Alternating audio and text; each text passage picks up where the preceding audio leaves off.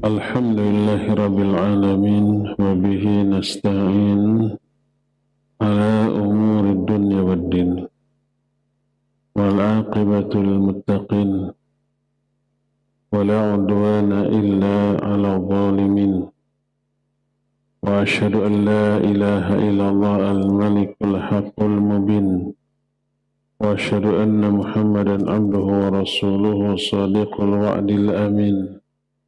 Wassalatu wassalamu ala ashrafil anbiya'i wal mursalin wa ala alihi wa ashabihi ajma'in wa man tabi'ahum bi ihsanin ila yaumiddin wa ba'd. Hadirin jamaah Masjid Agung Al-Ukhwah yang Allah muliakan, juga para pendengar radio Tarbiyah Sunnah Bandung, pendengar radio Roja di kota manapun, juga pendengar beberapa radio lain, pemirsa Roja TV, Persada TV, juga Robbani TV, Niaga TV, dan TV-TV lain, juga para netizen. Alhamdulillah kembali kita berjumpa. Materi sekarang atau kajian sekarang sebenarnya kajian khusus muslimah yang diselenggarakan oleh Radio Roja Cilengsi, dulu tempatnya di sono, selama pandemi dialihkan ke Bandung. Pertemuan bulan yang lalu, setiap Kamis kedua kita sudah membahas pentingnya menjaga keikhlasan. Sekarang kita lanjut, bagaimana caranya agar kita bisa ikhlas? Ini pertanyaan penting. Ada beberapa langkah, beberapa cara agar kita bisa ikhlas. Pertama tentu saja al-isti'anah billahi ala tahqiqihi. Pertama, minta pertolongan kepada Allah agar kita bisa ikhlas. Sebab inilah komitmen kita. Kita berkomitmen kepada Allah untuk beribadah kepadanya. Kita juga berkomitmen kepadanya untuk selalu minta pertolongan dalam melakukan ibadah kepada Allah. Komitmen itu kita ulang setiap hari, 17 kali minimal, di momen terbaik, yaitu momen sholat. Iyyaka na'budu wa iyyaka nasta'in. Hanya kepada Engkau, ya Allah, kami beribadah, dan hanya kepada Engkau kami minta pertolongan dalam melakukan ibadah tadi. Ibadah tidak bisa dilakukan tanpa pertolongan Allah, tanpa hidayah dan taufik dari Allah. Termasuk ibadah yang sangat agung, yaitu ikhlas.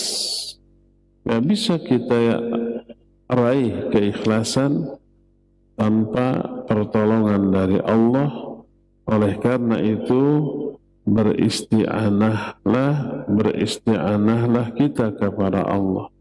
Minta tolonglah kita kepada Allah untuk meraih keikhlasan. Bagaimana caranya? Pertama, berlindung kepada Allah dari riya, sum'ah, ujub, takabur. Introspeksi diri.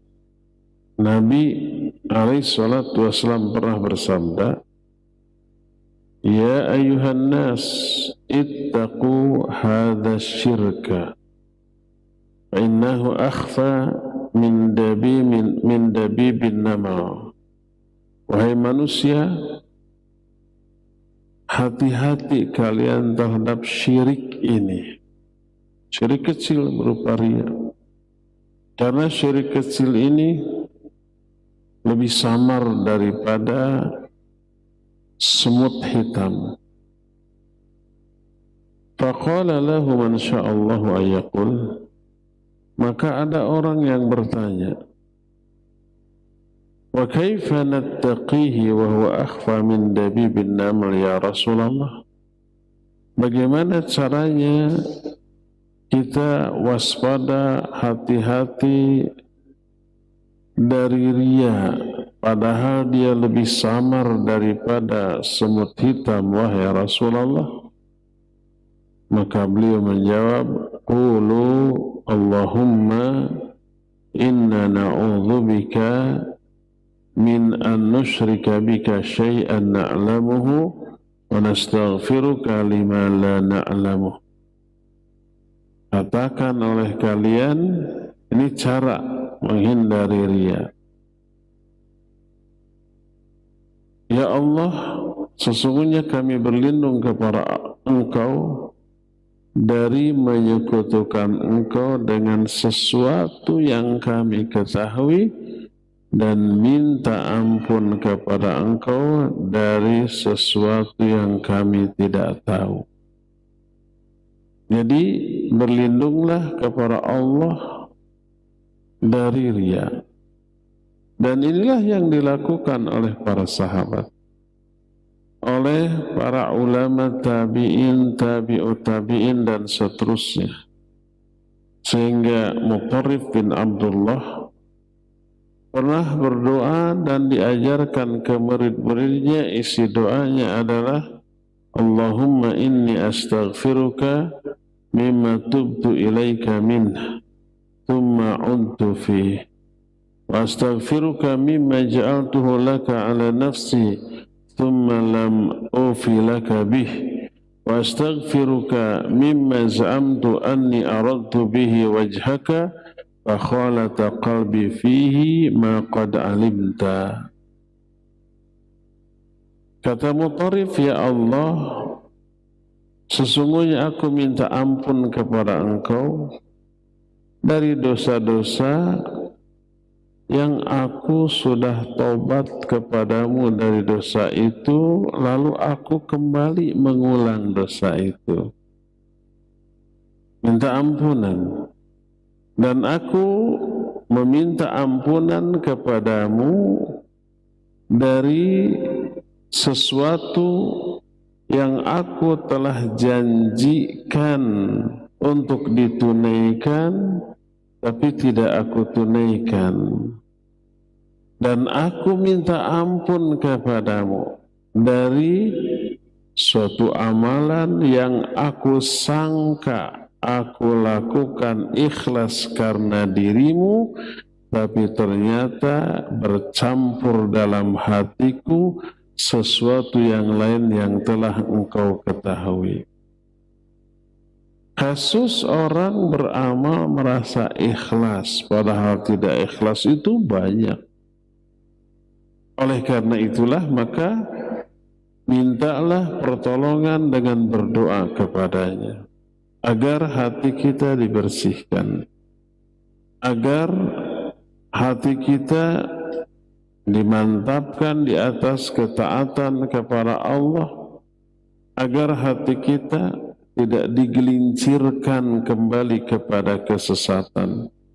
Baca doa dalam ayat yang diajarkan kepada kita, Rabbana la tuzigh qulubana ba'da idh hadaitana wa hab lana min ladunka rahmah innaka antal wahhab. Baca doa Allahumma ya muqallibal qulub tsabbit qalbi ala dinik. Allahumma ya musarrifal qulub sarrif qalbi ala ta'atik. Baca doa Allahumma ati nafsi taqwaha wa zakkiha anta khairu man zakkaha anta waliyuha wa maulaha. Baca doa Allahumma inni as'aluka fi'lal khairat. Ya Allah, aku minta kepadamu hidayah untuk bisa melakukan perbuatan baik, termasuk ikhlas. Wa tarakal munkarat, meninggalkan yang mungkar, termasuk riya dan sejenisnya. Jadi berdoalah kepada Allah Azza wa Jalla, karena hanya dengan pertolongan Allah kita bisa melakukan amal baik dan menghindari amal buruk.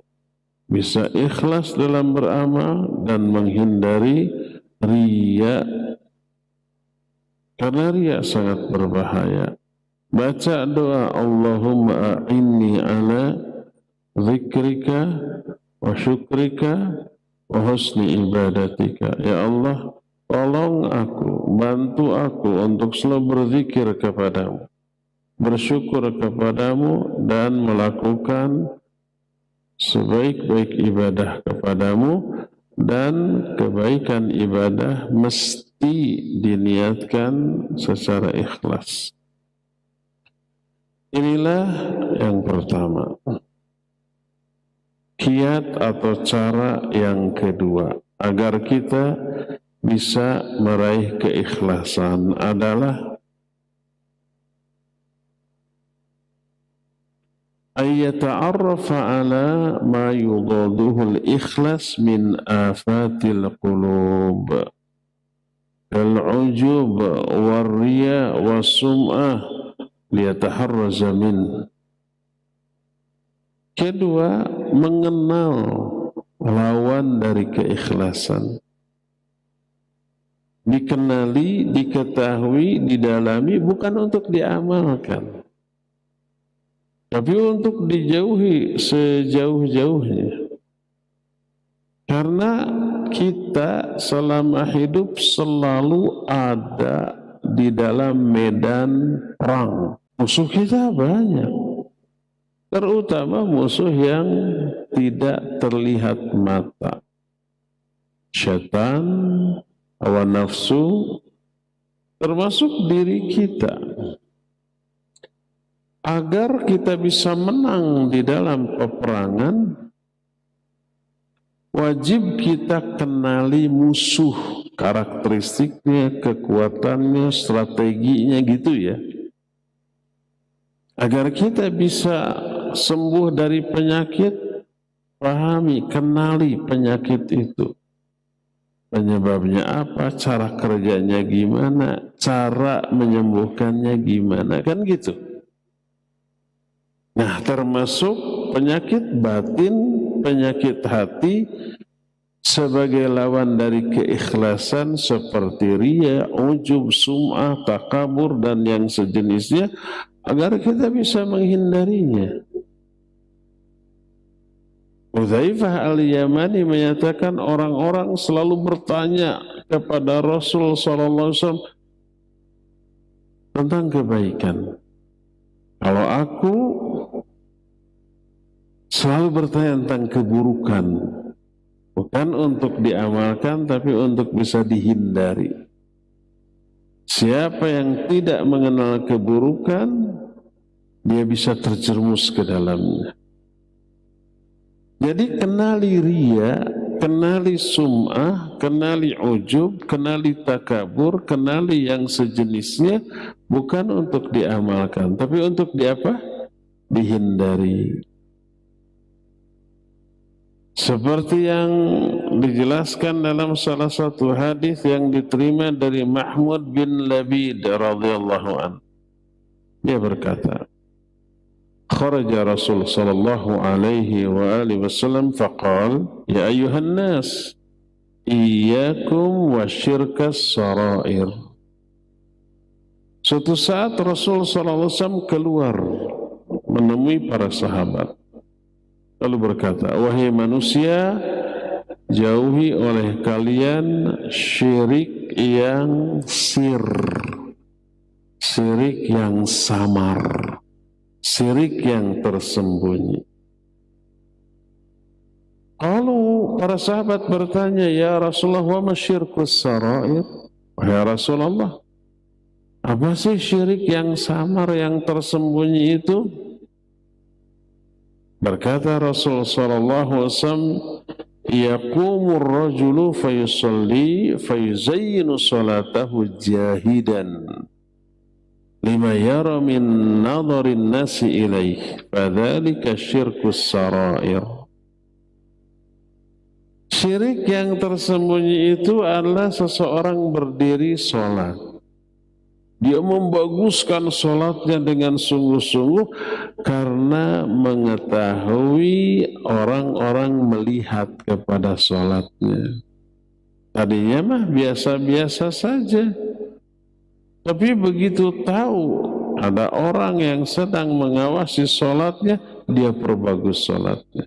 Itulah syirik sarair atau yang tersembunyi. Masalah ini bukan masalah yang sepele. Karena apa?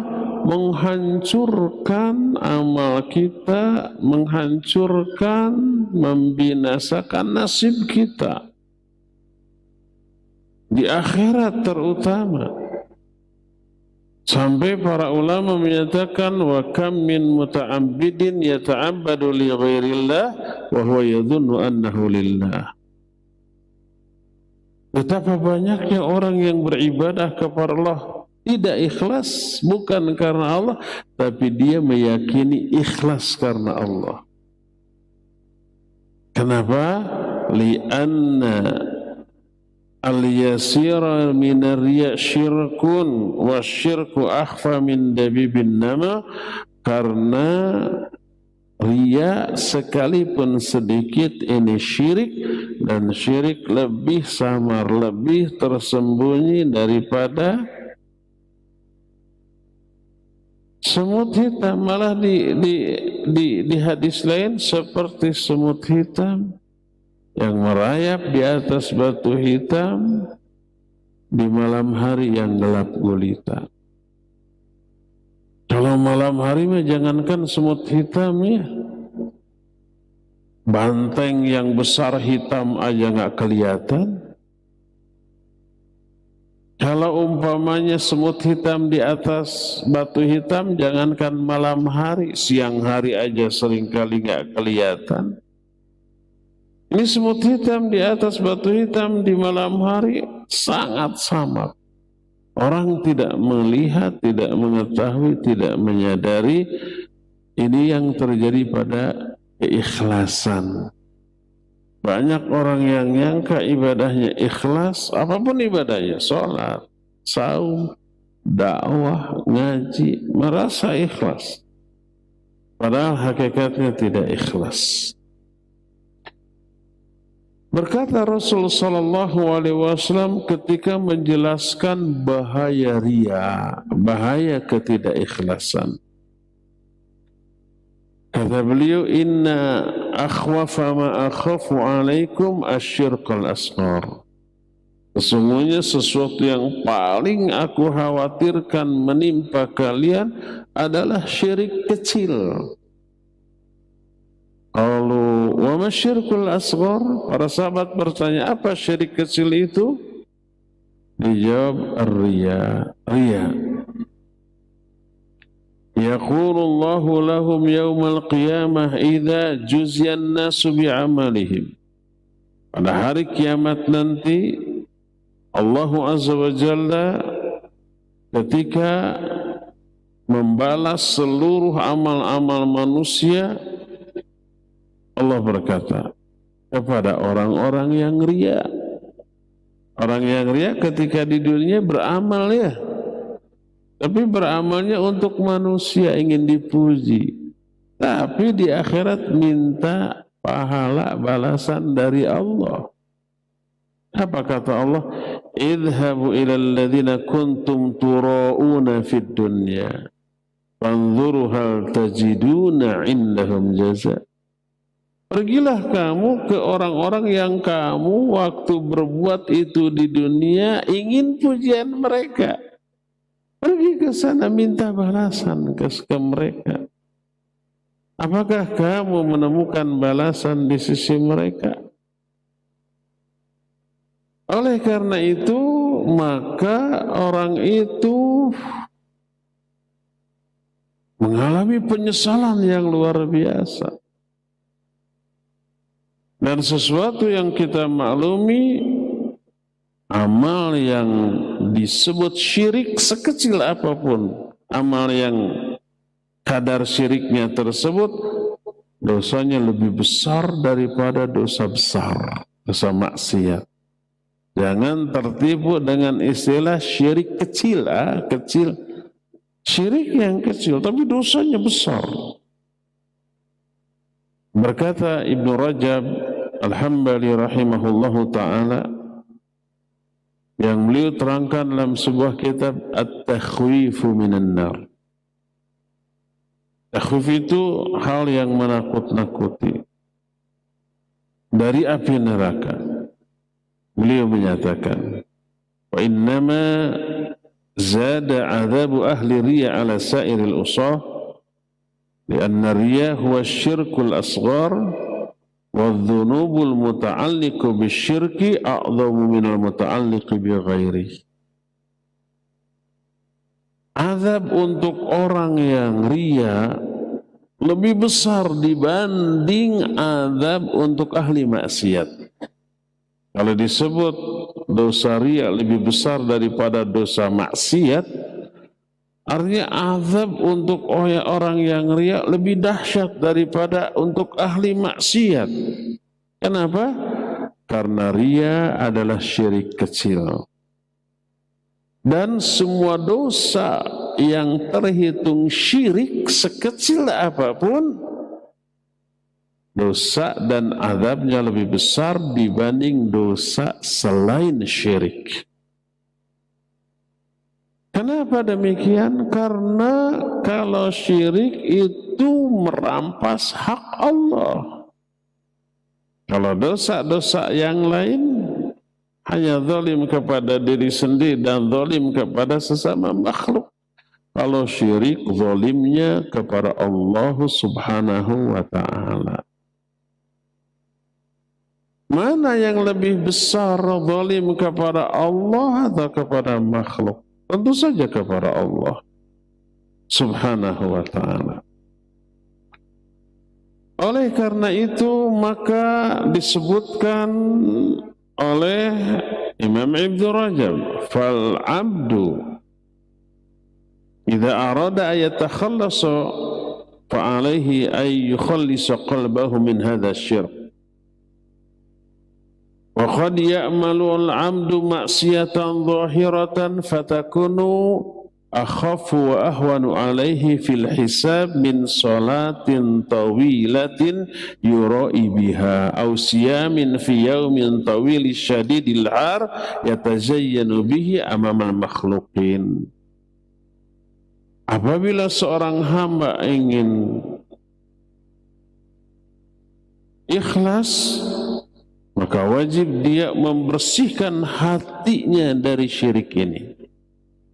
Kadang ada orang yang melakukan maksiat secara terang-terangan, tapi hisabnya lebih enteng, lebih ringan dibanding orang yang sholat lama tapi riya, atau saum di hari yang panjang dan sangat panas tapi ingin diketahui manusia. Istilah saum di hari yang panjang dan panas ini kurang terfahami oleh orang di kita, karena siang malam bagi kita relatif sama ya, rata-rata 12 jaman. Tapi di negeri yang ada musim panas, musim dingin, di musim panas siangnya lebih panjang daripada malamnya. Malamnya sebentar. Ya siangnya panjang, iya sangat panas. Saum di hari seperti itu beratnya luar biasa. Pahalanya juga gede. Di beberapa negara yang mengalami musim panas, kadang-kadang malamnya itu cuma 4 jam. Jam 10 maghrib, jam 2 sudah terbit matahari. 4 jam saja malamnya itu. Siangnya 20 jam. Bayangkan kalau itu Ramadan, ya panjang. Kalau kita paling 13,5 jam saum, itu sampai 20 jam, kadang lebih. Ya panjang ya panas, pahalanya beda. Nah, kata Imam Ibn Rajab, kadang-kadang maksiat yang dilakukan terang-terangan lebih enteng, lebih ringan hisabnya dibanding sholat panjang lama tapi ria, atau saum di hari panas yang panjang tapi ingin diketahui orang. Suatu saat, ini saking bahayanya dosa ria, sampai lebih ditakutkan oleh Nabi dibanding fitnah Dajjal. Karena kita tahu fitnah Dajjal itu luar biasa dahsyatnya. Nyaris tak ada orang yang bisa selamat dari fitnah Dajjal kecuali orang-orang yang Allah lindungi. Hebatnya fitnah Dajjal, tapi Nabi SAW lebih mengkhawatirkan kaum muslimin terjerumus ke dalam riya. Suatu saat Rasul SAW keluar menemui para sahabatnya lalu bercerita tentang Dajjal. Seusai cerita atau menjelaskan tentang Dajjal, beliau bersabda, "Ala ukhbirukum bima huwa akhwafu alaikum indi minal masihid Dajjal?" Maukah aku kabarkan kepada kalian sesuatu yang lebih aku takutkan akan menimpa kalian dibanding fitnah Al-Masihid Dajjal? Para sahabat kaget. Fitnah Dajjal sehebat itu, sedahsyat itu, tapi ada hal lain yang lebih Nabi takutkan akan menimpa umat ini. Para sahabat menjawab, "Bala ya Rasulullah." Mau wahai Rasulullah, apa fitnah yang lebih dahsyat daripada Dajjal? Beliau menjawab, "Asyirkul khafiyyu." Syirik yang tersembunyi, yang samar. Sesamar apa? Tadi dijelaskan, sesamar merayapnya semut hitam di atas batu hitam dalam keadaan gelap. Nyaris tidak bisa diketahui. Ini syiriknya juga sesamar itu. Lalu Nabi menjelaskan, ayyaquma ar-rajulu yusalli fayuzayyinu salatahu lima yara min nadharir rajul. Yaitu seseorang salatnya diperindah, diperbagus ketika mengetahui orang-orang sedang menatap kepada salatnya. Hadis ini dikeluarkan Imam Ibnu Majah dari Abu Sa'id Al-Khudri radhiyallahu an, disahihkan oleh Al-Hakim dan Syekh Al-Albani dalam kitab Sahih At-Targhib menyatakan hadis ini hasan. Kita perhatikan kenapa Nabi alaihi salatu wassalam lebih mengkhawatirkan syirik daripada fitnah Dajjal. Salah satu alasannya, kalau fitnah Dajjal orang bisa menghindarinya. Nabi alaihi salatu wassalam memberikan setidaknya ada 4 cara menghindari fitnah Dajjal yang sudah kita terangkan. Membaca surah Al-Kahfi, bagus sih seluruhnya, tapi minimal 10 ayat yang pertama. Keduanya, kalau bisa lari ke Mekah atau ke Madinah. Karena 2 kota ini tidak bisa dimasuki oleh Dajjal. Kalau mungkin ya, kalau nggak mungkin gimana dari Indonesia, waduh ngurus paspor, ngurus visa, ngurus tiket, riweuh. Nggak bisa sekarang ngurus sekarang keluar, nggak bisa, harus berhari-hari. Pas Dajjal keluar, orang semua jutaan ngajuin visa dan tiket, nggak kebagian kita. Ketiga, ta'awud.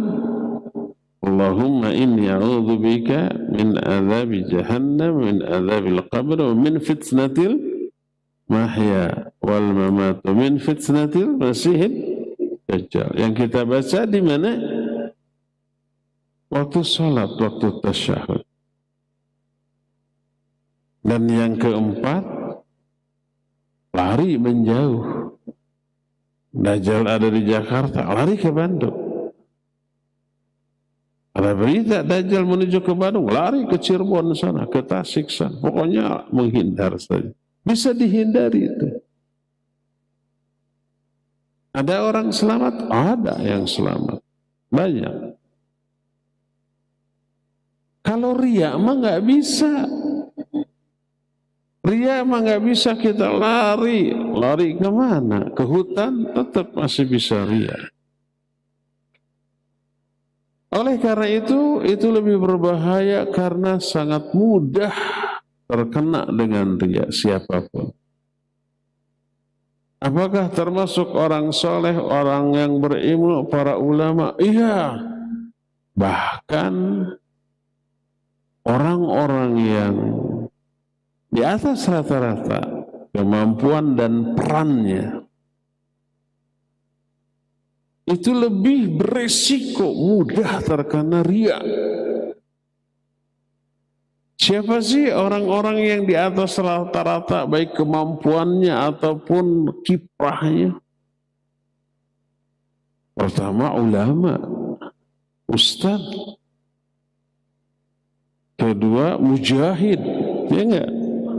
Ya, semua orang bisa menjadi dua orang ini. Ketiga hartawan tapi dermawan. Dia kaya raya, pelit aja orang banyak hormat, ya enggak? Minimal di hadapannya. Apalagi ini kaya raya dan dermawan, pasti dicintai, disukai. Tiga-tiganya ini rentan terkena riya. Sampai hadis Nabi SAW khusus bicara tentang itu.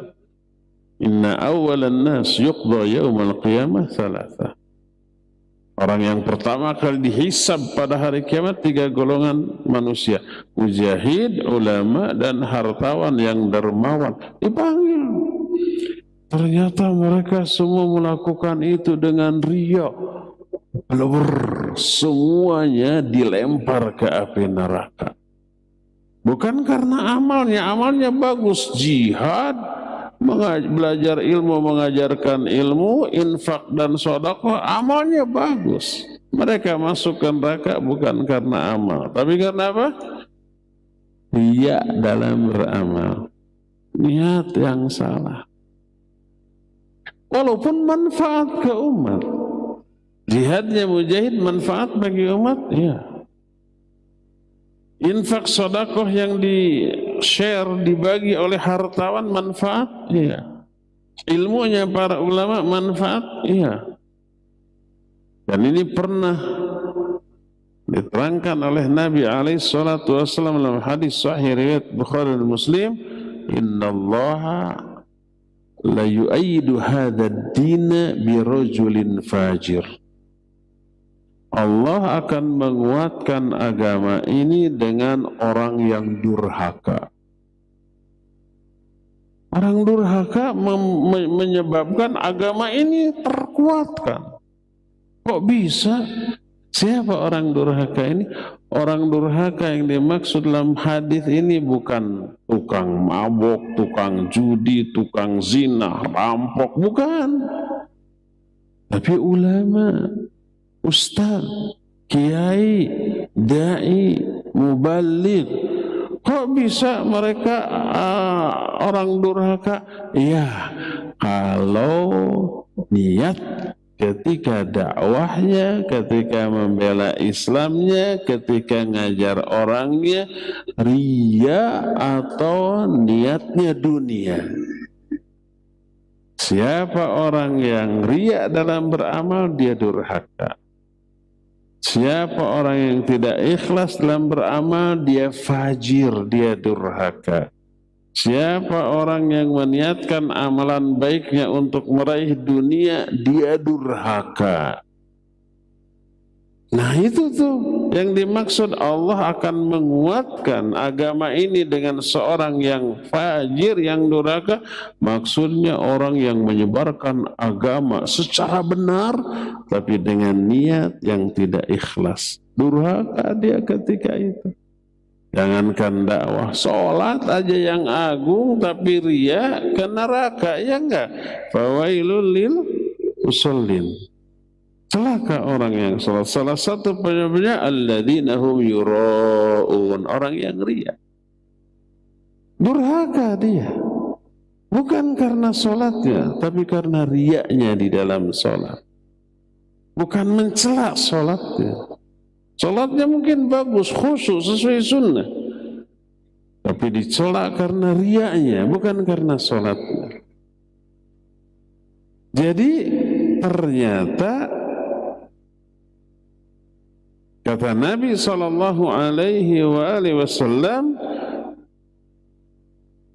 orang berdiri sholat diperbagus karena menyadari sholatnya dilihat orang, syirik. Karena itulah maka Nabi SAW lebih mengkhawatirkan syirik kecil daripada fitnah Dajjal. Fitnah Dajjal sudah dahsyatnya luar biasa, tapi ini lebih dikhawatirkan oleh Nabi SAW. Wa aidan, kata Imam Ibn Rajab, ada alasan lain. Kenapa ini lebih dikhawatirkan? Li'anna nufus qad ushribat hubbal mahmadah yas'ubu tahsiluha min dhalik bahwa amrun yakadu yakunu laziman laha kaminan fiha kumunun nar fiz zunat. Lagi pula jiwa ini rata-rata itu menyenangi pujian. Setiap orang suka, senang dipuji, itu begitu. Tapi ada tapinya, sulit untuk meraih pujian. Karena untuk memperoleh pujian itu harus punya prestasi, ya enggak? Yang menyebabkan layak dipuji. Kalau orang itu enggak punya kiprah, bodoh, segala macam, enggak akan ada orang yang memuji. Meraih pujian itu sulit. Dan rata-rata pujian diberikan orang terhadap sebuah prestasi yang membanggakan. Karena itulah maka ketika orang dipuji rata-rata senang. Pertama karena mencari pujian itu sulit.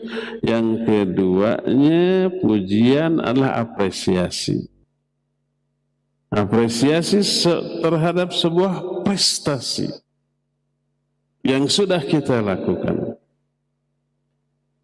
Nah, ini sesuatu yang nyaris dimiliki oleh setiap orang dan tersembunyi di dalam hati seperti tersembunyinya api di dalam sekam.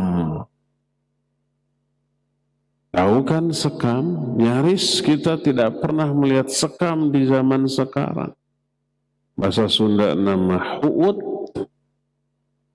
Apa huut, apa sekam itu? Yaitu kulit padi yang sudah halus. Kalau padi mau jadi beras diapain? Digiling ya, di mesin penggilingan. Namanya heller. Jadi aja beras. Berasnya keluar dari satu jalan, terus si gabahnya yang sudah hancur menjadi sekam, keluar dari arah lain, terpisahkan. Itu sekam. Sekam ini kalau dibakar, nyala, bertahan lama, lalu terkubur oleh sekam. Tidak terlihat ada api. Padahal di bawahnya masih menyala. Begitu dikoerkan, dikoerkan, begitu disingkapkan, kelihatan apinya menyala. Makanya ada peribahasa kebencian atau permusuhan yang disembunyikan di hadapan orang diistilahkan dengan seperti apa? Api dalam sekam. Tidak kelihatan, tapi ada trigger saja, ada pemicu saja. Langsung. Api dalam sekam nggak kelihatan. Begitu diapakan tadi? Dikoerkan, disingkapkan, baru kelihatan nyala. Nah, keinginan orang untuk dipuji tersembunyi. Seperti api dalam sekam tadi. Oleh karena itulah maka hendaklah setiap orang mewaspadai hal ini. Selalu introspeksi, selalu memperbaiki diri, selalu menjaga diri dari apa? Dari riya ini, karena saking tersembunyinya mengakibatkan orang tidak menyadari bahwa dia riya. Menyadari bahkan meyakini bahwa dirinya itu apa? Ikhlas, padahal tidak ikhlas. Saking apa? Saking tersembunyinya tadi. Maka lihat yang dilakukan oleh para ulama untuk menyembunyikan amal. Seorang ulama salaf namanya Abu Wa'il, idza shalla fi baitihi yanshiju nashijan law ju'ilat lahu dunya ala ayyaf'alahu wahidun wa ahadun yarahu ma fa'alahu. Dia sholat sendirian di rumahnya. Pasti sholat sunat, nggak mungkin sholat wajib. Kalau sholat wajib pasti di masjid. Ini sholat sunat sendirian. Itu menangis sampai sesegukan. Tapi dia tidak melakukan ini kalau ada seorang saja yang mengetahui atau melihatnya, sekalipun anggota keluarganya. Seorang ulama salaf namanya Hamad bin Zaid ngajar. Kalau ketika ngajar menemukan ayat, hadis, qaul ulama, ucapan sahabat yang menggetarkan hatinya, membuat dia ingin menangis. Baca ayat tentang neraka, mereka mau pakai penghayatan, bergetar hatinya, menangis. Tapi saking ingin menjaga keikhlasan, dia berupaya untuk tidak menangis. Apa yang dia lakukan? Dia pura-pura batuk, dia pura-pura bersin, dia pura-pura berdehem.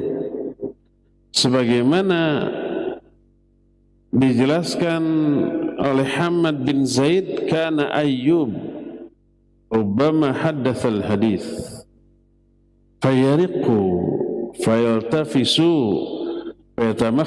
fayatamakhatu fayaqul ma ashaddu suqam.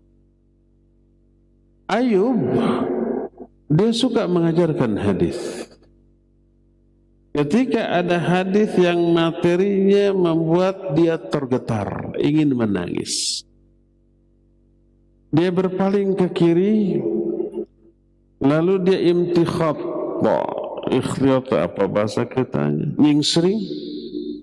Apa nyingsring teh? Buang ingus gitu.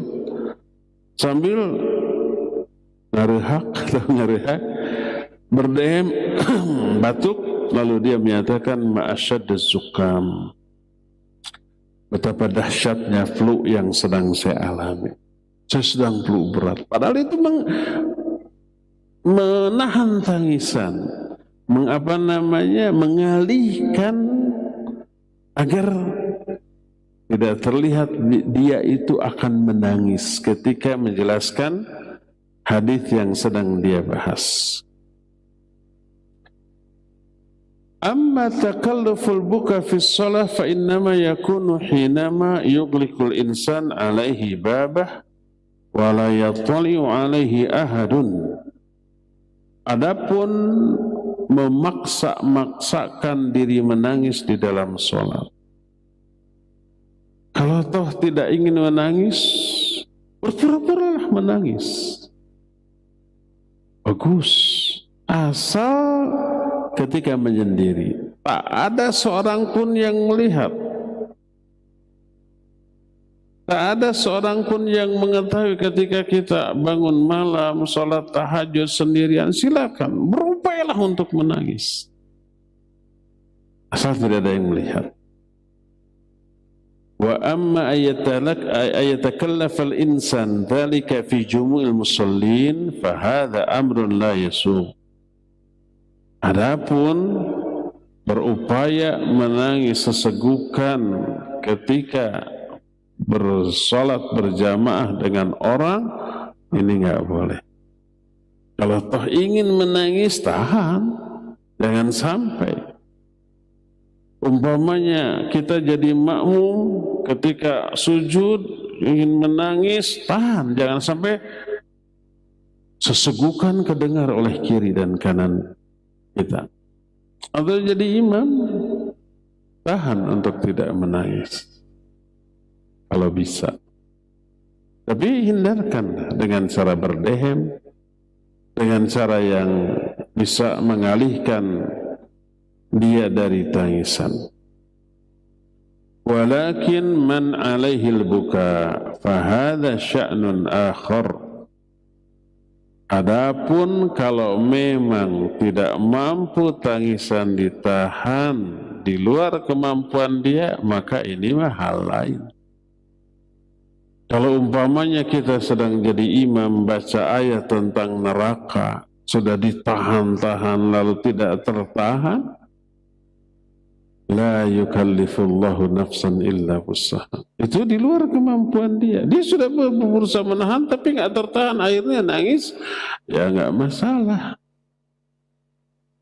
Karena itu di luar kemampuan kita. Allah tidak membebani seorang kecuali sesuai dengan kemampuan kita.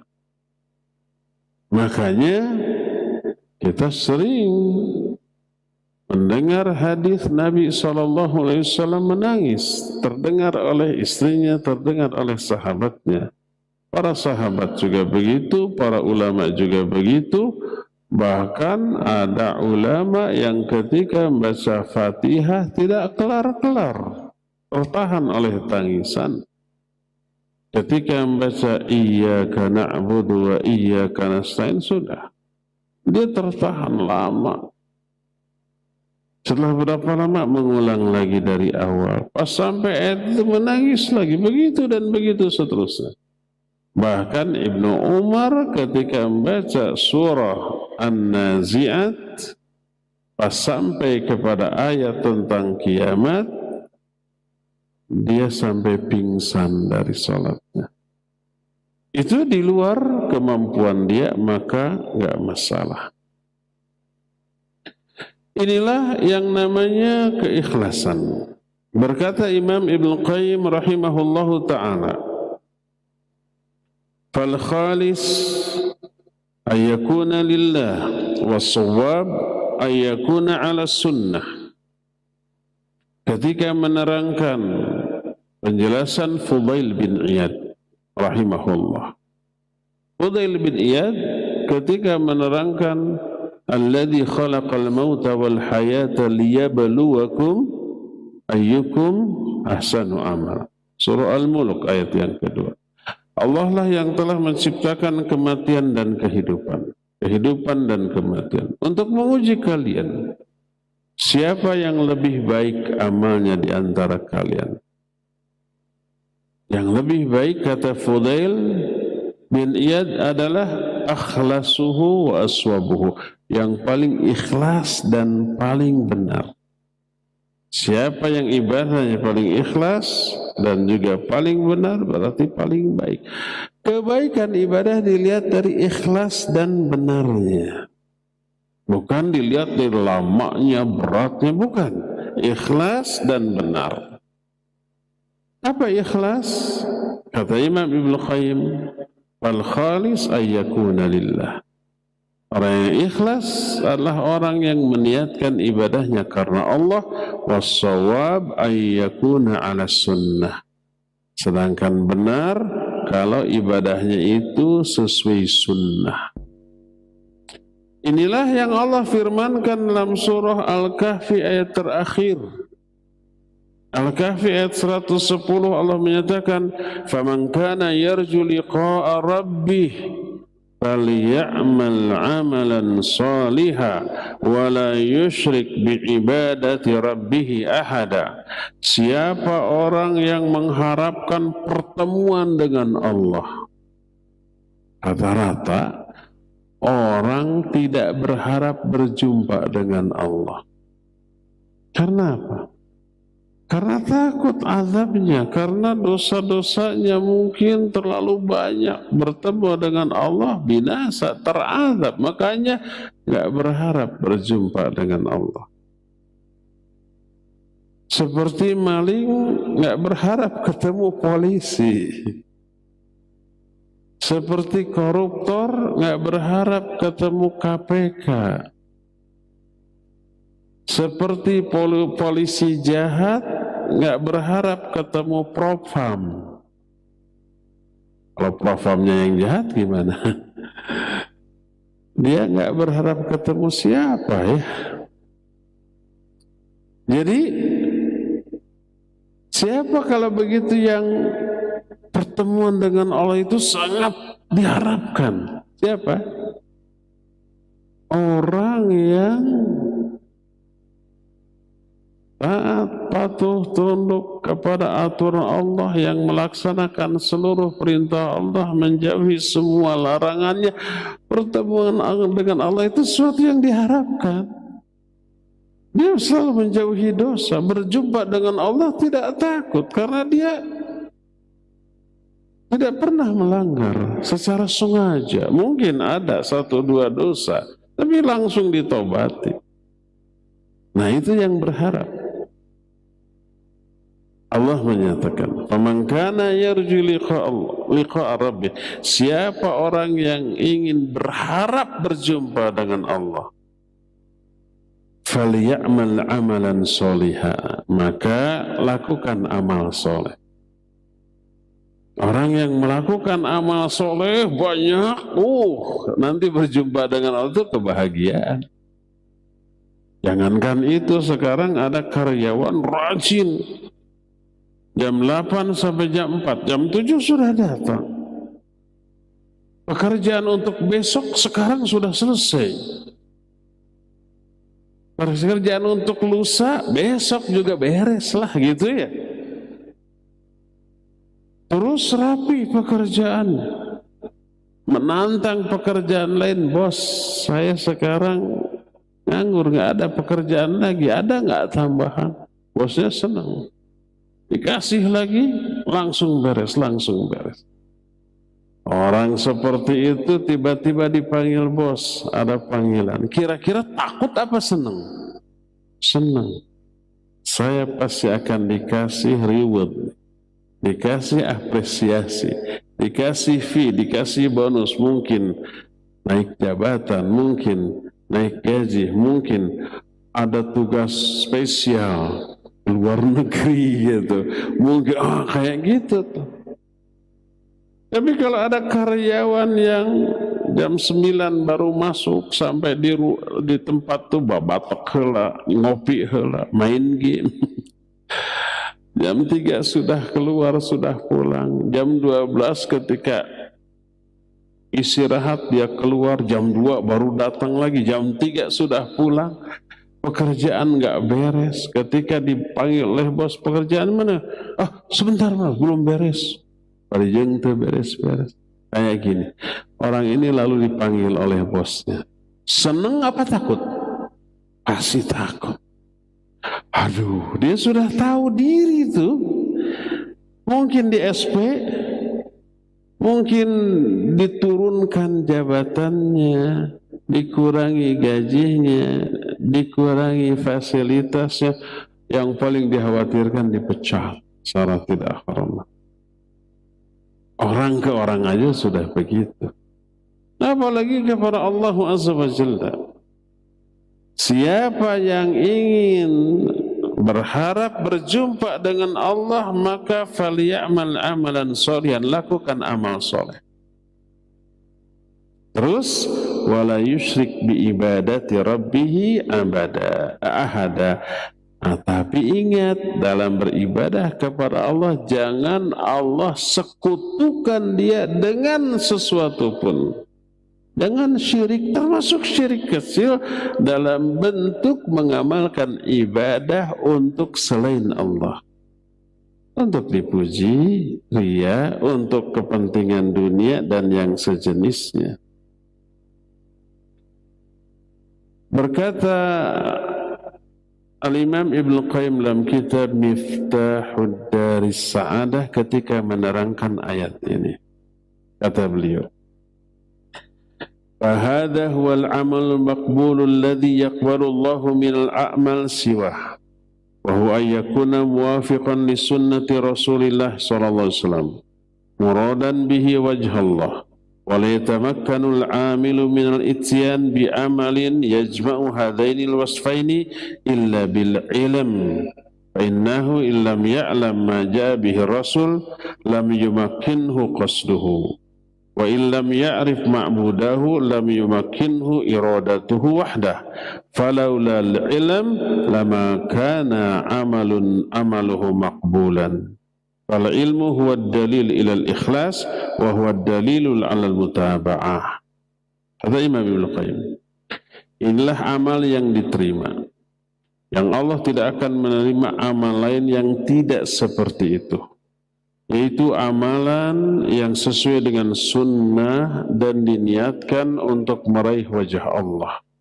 Tapi seseorang yang beramal tidak mungkin mengamalkan dengan memenuhi dua sifat ini kecuali dengan ilmu.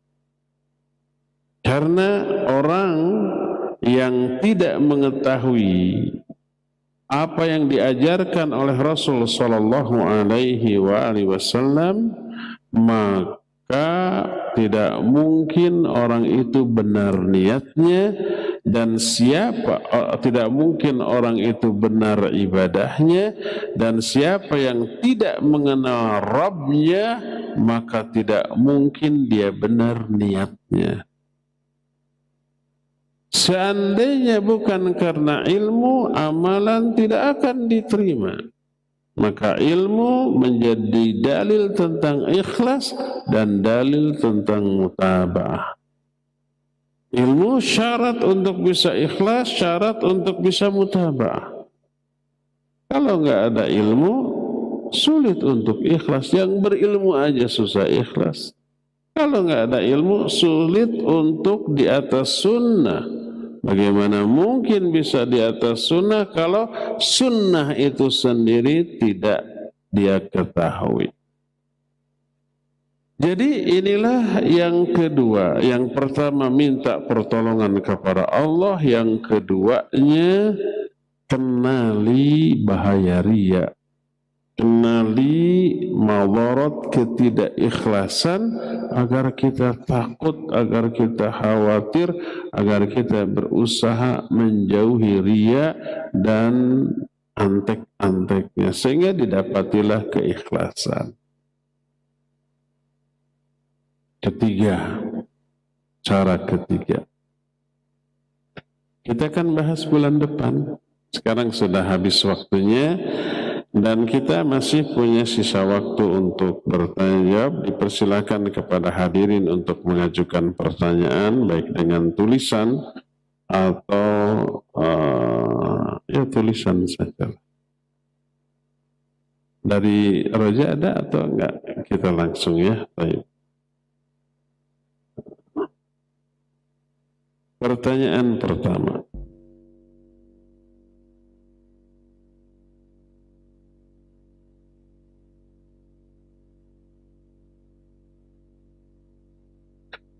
Bagaimana hukum orang yang bersolawat karena ingin mendapatkan sesuatu yang diinginkan? Karena ada ustadz yang mencontohkan.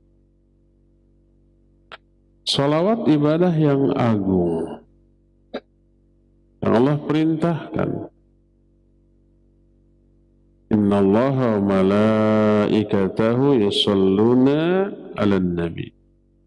Ya ayyuhalladzina amanu sallu alaihi wassallimu taslima. Ya orang-orang yang beriman. Sesungguhnya Allah dan para malaikatnya bersalawat kepada Nabi. Hai orang-orang yang beriman, bersalawatlah kalian kepada Allah dan bersalamlah kepadanya dengan sebenar-benar.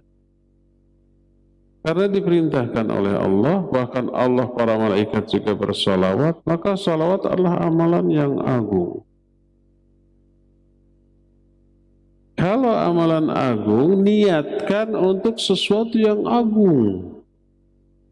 Raih itu ridho Allah, raih apa-apa yang ada di sisi Allah itu. Kalau sesuatu yang agung dipakai alat untuk meraih dunia, kebangetan. Imam Ibnul Jauzi rahimahullah mengumpamakan orang yang melakukan ibadah dengan niat dunia seperti orang yang memiliki sendok terbuat dari emas dan berlian. Dipakai nyiduk kotoran manusia. Betapa mahalnya sendok, betapa hinanya apa yang diambil oleh sendok itu. Ibadah, ibarat sendok tadi itu, agung, termasuk sholawat. Dunia hina. Oleh Rasul SAW, dunia diibaratkan kotoran manusia. Di riwayat lain, diibaratkan bangkai binatang. Betapa mulianya sendok, betapa hinanya apa yang diambil oleh sendok itu. Seperti itulah kalau sholat diniatkan untuk dunia. Kita umpamanya ingin mobil, sholat. Diniatkan sholat itu agar Allah memudahkan kita membeli mobil. Atau saum, atau sholawat. Kalau mau umpamanya mobil sedan, ambil mobil-mobilan sedan disolawatin 10 kali, 100 kali gitu. Nanti dapat mobil. Hina itu. Allah menyatakan dalam Al-Quran, "Man kana yuridul hayata dunya wa zinataha nuwaffi ilaihim a'malahum fiha wa hum fiha la yubkhasun ulaika alladhina laysa lahum fil akhirah illa an-nar wa habita ma sana'u fiha wa batilu ma kanu ya'malun." Siapa orang yang menginginkan kehidupan dunia dan kemewahannya, jadi dia melakukan amal apapun untuk meraih dunia, Allah beri. Sedikit pun tidak dirugikan. Tapi mereka lah orang-orang yang tidak memperoleh apa-apa kecuali neraka. Wa batilu ma wa habitu ma sana wa habita ma sana'u fiha. Gugur semua amal ibadah yang pernah mereka lakukan. Enggak dapat pahala. Wa batilu ma kanu ya'malu, batil semua yang mereka sudah lakukan itu. Jadi jangan jadikan ibadah yang agung ini untuk meraih sesuatu yang hina dari kehidupan dunia. Jangan. Bukan tidak boleh berdoa. Boleh berdoa, ya Allah beri saya rezeki, boleh. Tidak dilarang. Sebab di dalam sholat juga kita ada doa minta rezeki ya. Allahumma gfirli warhamni wajburni dalam duduk ya, sampai ada warzuqni wa'afini, itu minta dunia kesehatan, minta rizki ya boleh, nggak masalah minta rizki. Ya Allah saya dililit hutang, mudahkan saya untuk melunasinya, boleh. Tapi kamu kalau melakukan ibadah dengan niat itu jangan. Kenapa kamu rajin tahajud? Biar hutang saya lunas. Kalau sudah lunas, berhenti tahajud. Kenapa kamu rajin sholawat? Pengen mobil. Setelah mobil dapat, berhenti sholawat. Oh, saya nggak akan berhenti tahajud, nggak akan berhenti sholawat terus. Walaupun demikian, jangan niatkan tahajud, saum, sholawat untuk dunia. Ya. Kalau mau dunia, pertama boleh berdoa, minta dimudahkan dalam urusan dunia. Yang kedua, ikhtiar yang real, yang nyata. Nah, bisa rezeki diperoleh hanya dengan duduk tanpa ikhtiar yang nyata. Ya, Allahu a'lam. Terakhir ya, mohon maaf tidak semuanya terjawab karena terbatas waktu. Apabila teringat suatu kesalahan, bagaimana cara bertobat pada saat itu? Misal sedang di jalan atau sedang dalam situasi yang tidak memungkinkan untuk sholat. Pertama, menyesal. Sudah melakukan dosa itu. Kedua, bertekad untuk tidak mengulang kembali di masa yang akan datang. Ketiganya tentu saja berhenti dari dosa itu. Itu cukup. Itu kalau dosanya berkaitan dengan hak Allah semata-mata. Kalau ada hak orang lain yang terampas dengan dosa itu, kembalikan hak itu. Minimal doakan kebaikan bagi mereka. Ya.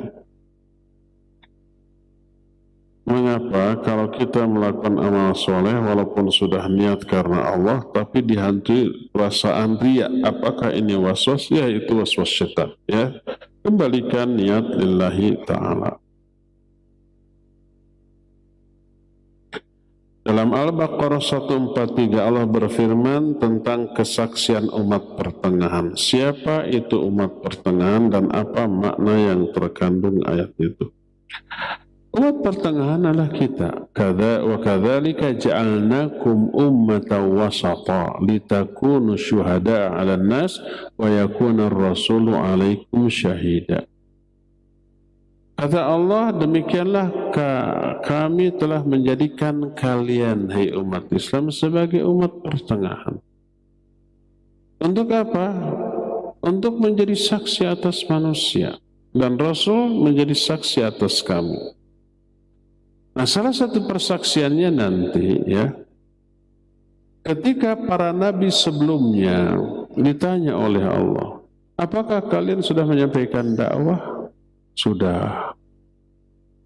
Ditanya umatnya, apakah nabi kalian sudah menyampaikan dakwah? Belum. Jadi mereka ingkar. Belum, kami belum didakwahi oleh nabi kami. Para nabi itu ditanya, siapa saksi kalian bahwa kalian sudah menyampaikan dakwah? Para nabi menjawab, umat Muhammad alaihissalatu wassalam. Itulah yang dimaksud wa kadzalika ja'alnakum ummatan wasata. Demikianlah kami telah menjadikan kalian, hai umat Islam, sebagai umat pertengahan, litakunu syuhada'a 'alan nas. Agar kalian menjadi saksi atas manusia. Maksudnya atas umat sebelumnya, bahwa para nabi sudah menyampaikan. Lalu kita ditanya, bagaimana kalian tahu bahwa para nabi sudah menyampaikan dakwah? Bukankah enggak sezaman? Mereka menjawab, kami tahu melalui kitab yang engkau turunkan kepada nabi kami. Kita tahu dari Quran bahwa para nabi sudah menyampaikan. Waman asdaqu minallahi qila. Siapa yang lebih benar ucapannya daripada Allah? Kalau Al-Quran pasti benar, dan Al-Quran menjelaskan seluruh nabi sudah menyampaikan risalah kepada umatnya, walaupun umatnya ingkar. Ya, Allahu a'lam. Cukup ya. Sampai di sini insyaallah. Kita jumpa kembali esok membahas kitab Tauhid. Wassallallahu ala nabiyina Muhammadin wa ala alihi wa ashabihi wasallam. Wassalamualaikum warahmatullahi wabarakatuh.